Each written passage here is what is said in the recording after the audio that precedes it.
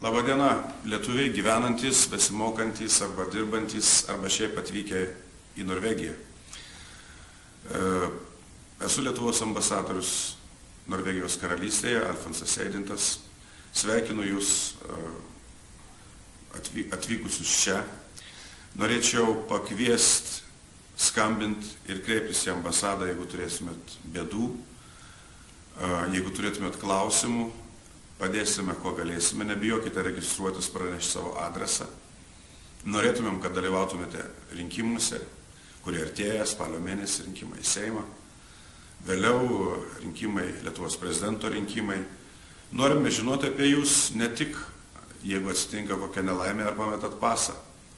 Ir nereikia mūsų vengti, bet jeigu norite užeiti, prieš tai būtinai pasiskambinkit. Geriausiai arba užsiregistruokite elektroniniu paštu. Taip pat sveikinu šito portalo įkūrėjus. Graži dovana visiems. Ačiū ir geros sėkmės.